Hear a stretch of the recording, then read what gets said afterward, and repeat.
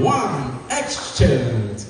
Selamat malam dan selamat sejahtera. Kami dari kumpulan 2, kami mempersembahkan sebuah lakonan yang bertajuk Rumah Usang di Ujung Kampung. Di ujung kampung, ada sebuah rumah usang yang sudah condong ke tepi. Di situlah tinggal sepasang suami isteri, Cik Jah dan suaminya Hasan. Mereka sudah lanjut usia. Cik Jah badannya makin bongkok, manakala Hasan sering batuk-batuk dan bernafas pendek. Mereka ditemani oleh anak bongsu mereka, Cira, gadis belasan tahun yang selalu merungut tidak mahu tinggal di kampung. Suatu petang, Cik Jah bersantai di anjung rumah sambil menyapu halaman rumah.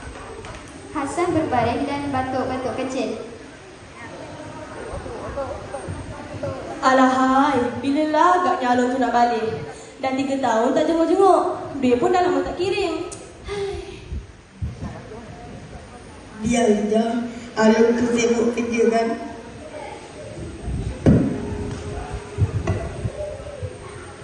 Sibuk juga. Tapi telefon pun dah tak sempat dah ke? Cira, tak baik cakap macam tu. Abang kamu tu kerja untuk cari rezeki. Rezeki? Kalau rezeki untuk siapa? Kebayang untuk diri sendiri. Kamu ni cakap dengan orang tua pun tak sopan. Cira bosanlah duk kampung ni.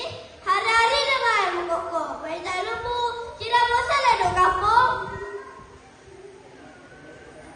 Kemudian datang jiran mereka, Melah dan Pak Abu bersama anak mereka, Dali.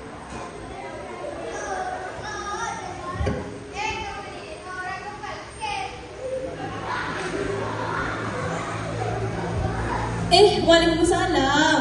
Melah, Abu, apa khabar? Sihat ke? Sinilah dia pun masuk. Dali, jom main congkak, jom.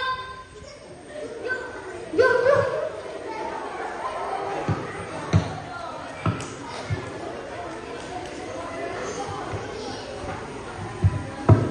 Khabar Abang Hasan, khabar baik ke? Baik. Kenapa sunyi je rumah kamu ni? Anak kamu tak balik ke?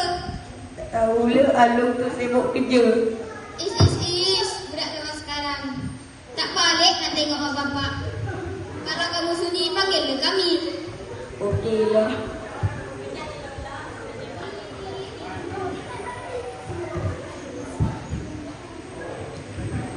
Hello? Akring. Assalamualaikum, Mak. Kenapa ni? Waalaikumsalam. Along, tahun ni kamu balik beraya tak? Tak tahulah, Mak. Kerja timbul-timbul ni, Mak. Hai, bertimbul-timbul lah tu. Kamu ni baliklah beraya. Mak kamu ni dah tua. Apa entah lagi ayah kamu. Tengok dah dulu, Mak. Kalau kerja saya dah habis, saya balik. Yelah. Tante tak balik. Duduk kat office tu je. Okeylah, Mak. Saya banyak kerja ni. Assalamualaikum, Mak. Yelah. Waalaikumsalam. Tiba-tiba, Pak Hasan terbatuk-batuk dan hampir pingsan daripada tempat duduknya. Mereka tergesa-gesa menghampirinya.